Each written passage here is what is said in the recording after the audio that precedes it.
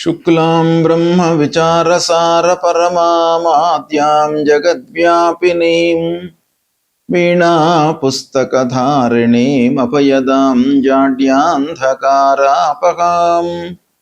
హస్తే స్ఫాటికమాలికాం విదదతీం పద్మాసనే సంస్థితాం వందే తాం పరమేశ్వరీం భగవతీం బుద్ధిప్రదాం శారదాం. శ్రీ మహాగణాధిపతయే నమః. శ్రీ మహాసరస్వత్యై నమః. శ్రీ గురుభ్యో నమః. దేవగురువైనటువంటి బృహస్పతి 2 జూన్ 2026 రోజున ఉచ్చస్థానమైనటువంటి కర్కాటక రాశిలోకి ప్రవేశించడం జరిగింది. 31 అక్టోబర్ 2026 వరకు కర్కాటక రాశిలో సంచరిస్తున్నాడు. తదనంతరం అతిచార రీత్యా సింహరాశిలోకి ప్రవేశించి 24 జనవరి 2027 వరకు సింహరాశిలో ఉంటూ తదనంతరం మళ్ళీ వక్రరీత్యా కర్కాటక రాశిలోకి వస్తున్నాడు. అది 26 జూన్ 2027 వరకు మళ్ళీ కర్కాటక రాశిలో ఉంటున్నాడు. ఈ విధంగా ఉచ్చస్థుడైనటువంటి ఆ గురువు యొక్క సంచారము ఈ విధంగా ఉంది ఈ సంవత్సరం. అయితే గురువు సాధారణంగా ఉచ్చస్థానంలో సంచరిస్తున్నటువంటి సమయంలో అందరికీ కూడాను ఒక శుభ ఫలితాలను ఇవ్వాలి అనేటువంటి ఒక దృక్పథంలో కోణంలో ఉంటాడు. అందరినీ కూడాను ఆదుకోవడానికి, అందరికీ మంచి చేయడానికి, అందరి మనస్సు లోపల కూడాను ధార్మికమైనటువంటి కార్యాలు చేసేటువంటి ఒక తత్వాన్ని డెవలప్ చేసే సంచారం అన్నమాట ఇది. అయితే ఇందులో కూడాను అందరికీ ఒకే రకమైనటువంటి ఫలితాలు ఉంటాయా అని అంటే ఉండవు. సాధారణంగా మనం గోచార ఫలితాలు చెప్పేటప్పుడు మొత్తం జాతకులను అందరినీ కూడాను 12 విభాగాలుగా విభజించి, అంటే మేషరాశి మొదలుకొని మీనరాశి వరకు 12 రాసులుగా విభజించి ఈ మొదటి వర్గంలో ఉన్నటువంటి వాళ్లకు గ్రహస్థితి ఎలా ఉంది ప్రస్తుతం, తదనుగుణంగా ఫలితాలు ఎలా ఉంటాయి అనేటువంటి ఒక దృక్పథంతో మనం ఫలితాలను చెప్తూ ఉంటాం. అయితే వ్యక్తిగత జాతకాన్ని కూడాను దీనికి క్రోడీకరించి అన్వయించి మనం చూసుకున్నట్టయితే ఇంకా మంచి ఫలితాలు, వాస్తవానికి దగ్గరగా ఉండేటువంటి ఫలితాలు రావడానికి అవకాశాలు ఎక్కువగా ఉంటాయి. అంటే ఈ గోచార రీత్యా సంచరిస్తున్నటువంటి స్థానాలతో పాటుగా మిత్రస్థానంలో సంచరిస్తున్నాడా, రాస్యాధిపతికి మిత్రుడైనాడా, శత్రువు అయినాడా, సముడైనాడా, ఇలాంటివి కూడాను మనము విశ్లేషించి తర్వాత జనన సమయం లోపల వ్యక్తిగత జాతకంలో అష్టక వరకు ఎలా ఉంది ఈ సమయంలో, అంటే పుట్టినప్పుడు గురువు ఈ కర్కాటక రాశిలోకి వచ్చినప్పుడు ఎలాంటి అష్టక వర్గ ఫలితాలు ఉన్నాయి, పాయింట్స్తో ఉన్నాడు అనేటువంటిది కూడాను మనకి ఇక్కడ డామినేట్ చేస్తుంది ఫలితాల పైన.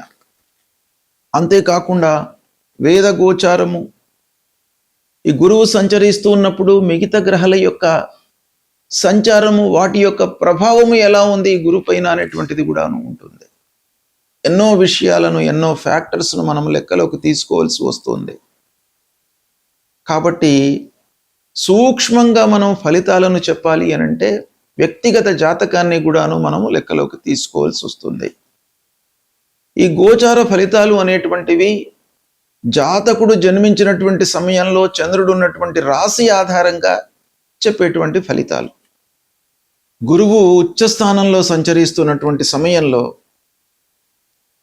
ప్రతికూల ఫలితాలను పొందేటువంటి రాసులు, మిశ్రమ ఫలితాలను పొందేటువంటి రాసులు, మధ్యస్థంగా ఉండేటువంటి రాసులు ఏవి అనే విశ్లేషణను మనము ఒక్కమారు చూద్దాం. గోచార రీత్యా మనకు జన్మస్థానము, తృతీయ స్థానము, చతుర్థ స్థానము, షష్ఠమ స్థానము, అష్టమ స్థానము, దశమ స్థానము, ద్వాదశ స్థానము ప్రతికూల ఫలితాలను ఆ గురు సంచారము ఇస్తుంది అని మనకు శాస్త్రం చెప్తోంది. అయితే ఇందులో కూడాను అన్ని స్థానాలు కూడాను ప్రతికూలమైనటువంటి ఫలితాలే కాకుండా కొన్ని స్థానాలలో దేవగురు అయినటువంటి ఆ బృహస్పతి ఉచ్చ స్థానంలో సంచరిస్తున్నాడు. అంటే చాలా బలవంతమైనటువంటి పొజిషన్లో గురువు ఉన్నాడు. గురువు సహజంగా మంచి చేయాలి, దోహదం చేయాలి జాతకుడికి అనేటువంటిదే ఉంటుంది గురువు యొక్క సంచారం మూలకంగా. దాన్ని మనము ఉపయోగించుకోవడం పైన ఆధారపడి ఉంటుంది. గురువు తప్పకుండా అన్ని రాసుల వారికి కూడాను ఒక పీక్ పొజిషన్లో ఉన్నాడు, ఉచ్చ స్థానంలో ఉన్నాడు. కాబట్టి ఏదో రకంగా మంచి ఫలితాలను ఇస్తాడు. అయితే శాస్త్రం ఏం చెప్తుంది అనంటే, ఉచ్చ స్థానంలో ఉన్నప్పటికీ గోచార రీత్యా దుస్థానమైనట్టయితే అది మిశ్రమ ఫలితం అవుతుంది. కాబట్టి దాన్ని కూడాను మనం లెక్కలోకి తీసుకోవాలి. ఆ విధంగా మనము చూసినట్టయితే మేషరాశి వారికి అర్ధాష్టమ స్థానంలో సంచరిస్తున్నాడు. కర్కాటక రాశి వారికి జన్మస్థానంలో సంచరిస్తున్నాడు. కుంభరాశి వారికి షష్ఠమ స్థానంలో సంచరిస్తున్నాడు. వృషభ రాశి వారికి తృతీయ స్థానము బాధక స్థానంలో సంచరిస్తున్నాడు. సింహరాశి వారికి ద్వాదశ స్థానంలో సంచరిస్తున్నాడు. తులారాశి వారికి దశమ స్థానంలో సంచరిస్తున్నాడు. ధనుస్సు రాశి వారికి అష్టమ స్థానంలో సంచరిస్తున్నాడు. ఈ విధంగా ఈ 7 రాసుల వారికి, ఈ 7 రాసులలో జన్మించినటువంటి వారికి ఈ గురువు యొక్క సంచారం మూలకంగా గోచార స్థానాలను మనం లెక్కలోకి తీసుకున్నట్టయితే ప్రతికూల ఫలితాలు ఉంటాయి. అయితే ఇందులో కొంత మనం లోతైన విశ్లేషణలోకి వెళ్ళి ఫలితాలను ఒక్కమారు చూసినట్టయితే, ఇక రెండవ రాశి కర్కాటక రాశి. స్వక్షేత్రం కర్కాటకంలోనే సంచరిస్తున్నాడు.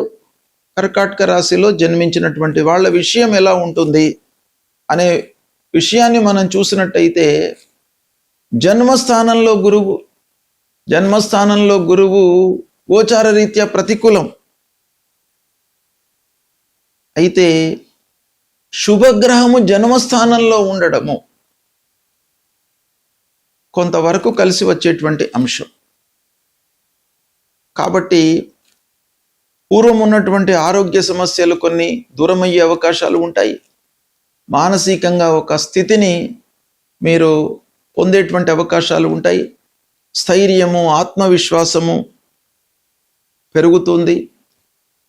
సమాజంలో కొంత గుర్తింపు కూడాను లభిస్తుంది. ఇకపోతే జన్మస్థానము సాధారణంగా ఏంటంటే మానసికమైనటువంటి ఒత్తిడికి గురయ్యేటువంటి అవకాశాలు ఉంటాయి. ఒక పక్కన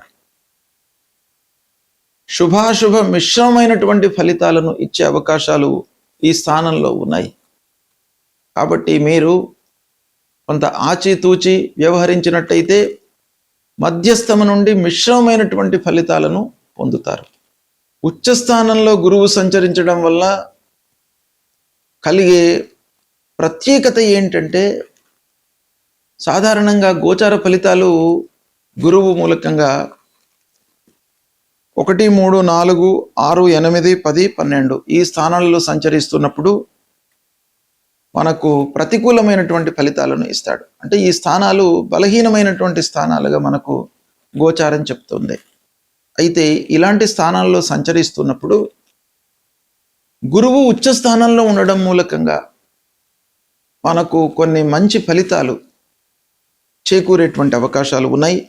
సాధారణంగా ఉచ్చ లోపల గురువు సంచరిస్తున్నటువంటి సమయంలో వ్యక్తిగత జాతకము ప్రబలంగా ఉండి, స్థానము అనుకూలంగా ఉండి, అన్నీ ఉన్నట్టయితే మనకు గురువు మూలకంగా అద్భుతమైనటువంటి ఫలితాలు కలుగుతాయి. ఇందులో ఒకటి లేకుండా ఉంటే మిశ్రమైనటువంటి ఫలితాలు కలుగుతాయి. కానీ ప్రధానమైనటువంటి గ్రహము గురువు ఉచ్చ స్థానంలో సంచరించడం మూలకంగా ప్రతి మనిషి లోపల ఒక ఆధ్యాత్మికత, ధార్మిక లక్షణాలు, దాన ధర్మ లక్షణాలు, ఎదుటి వాళ్లకు సహాయం చేసేటువంటి లక్షణాలను పెంపొందించేటువంటి అవకాశాలు ఉంటాయి. కుటుంబ విలువలకు గౌరవం ఇస్తారు. కుటుంబంలో పెద్దలు, కుటుంబ సభ్యత, కుటుంబ ఆచార వ్యవహారాలు ఎలా ఉన్నాయి అనేటువంటి విషయానికి కట్టుబడి వాళ్ళు మెదిలేటువంటి అవకాశాలకు కారకుడవుతాడు గురువు. అలాంటి విషయాలలో గురువు ఒకవేళ దుస్థానంలో సంచరిస్తున్నట్టయితే కొంత బలహీనమైనటువంటి ఫలితాలు ఉంటాయి. ముఖ్యంగా చదువు, జ్ఞాన సముపార్జన, అభివృద్ధి, మంచి చేయాలి అనేటువంటి సంకల్పము, సహాయం చేయడము, ఇలాంటి వాటిపైన కూడాను ప్రధానంగా ఫలితాలు ఉంటాయి. ముఖ్యంగా దుష్ఫలితాలను అంటే దుస్థానాలలో సంచరిస్తున్నటువంటి సమయంలో గురువు ఉచ్చలో ఉన్నాడు గనక దుష్ఫలితాల యొక్క తీవ్రతను, ప్రభావాన్ని కొంతవరకు తగ్గించే అవకాశాలు ఉంటాయి. అయితే మనకు శాస్త్రం ఏం చెప్తుంది అనంటే ఉచ్చగ్రహోపి దుస్థానగత సంపూర్ణ శుభం నదదాతి అని. అంటే ఉచ్చస్థుడై సంచరిస్తున్నప్పటికీ దుస్థానంలో సంచరిస్తున్నట్టయితే శుభ ఫలితము ఎంత ఇవ్వాలనో అంత ఇవ్వకుండా కొంత మనకు తగ్గుముఖంగా అంటే తగ్గించినటువంటి ఫలితాలు మనకు ఇచ్చే అవకాశాలు ఉంటాయి. అంటే ఉచ్చస్థితిలో ఉన్న గ్రహమైనప్పటికీ అశుభ స్థానంలో సంచరిస్తున్నట్టయితే పూర్తి అశుభ ఫలితాలను ఇవ్వకుండా, శుభ ఫలితాలను ఇవ్వకుండా మిశ్రమైనటువంటి ఫలితాలను ఇస్తూ కొంత దుష్ఫలితాలను తగ్గించేటువంటి అవకాశాలు ఉంటాయి. కాబట్టి ఈ గురువు ప్రతికూలంగా ఉన్నప్పుడు మనము కొన్ని పరిహారాలు తప్పకుండా చేసుకోవాలి. గురు పరిహారము అనంటే ముఖ్యంగా గురువులను సందర్శించుకోవడము, దత్తాత్రేయ స్వామిని దర్శించుకోవడము, గురు చరిత్ర పారాయణం చేసుకోవడము, దక్షిణామూర్తి స్తోత్ర పారాయణం చేయడము, నిత్యము దేవాలయానికి వెళ్ళడము, ఇంటిలో స్నానానంతరము ఇంట్లో ఉన్నటువంటి దేవుడికి నమస్కారం చేసుకోవడము, దేవతార్చన చేయడము, పెద్దలను గౌరవించడము. ఇంట్లో తల్లిదండ్రులు ఉన్నట్టయితే మీరు స్నానం, సంధ్యావందనం అన్ని చేసుకున్న తర్వాత, పూజాది కార్యక్రమాలు చేసుకున్న తర్వాత పెద్దలకు నమస్కారం చేయడము, వాళ్ళను గౌరవించి నమస్కారం చేసి మీ పనిలోకి వెళ్ళినట్టయితే మీకు చాలా పనులు కలిసి వస్తాయి. వాళ్ళ యొక్క ఆశీర్వచనం ఉంటుంది. కనుక తల్లిదండ్రులను, దేవతలను మీరు పూజించండి. తప్పకుండా మీకు మంచి ఫలితాలు కలుగుతాయి. శుభం.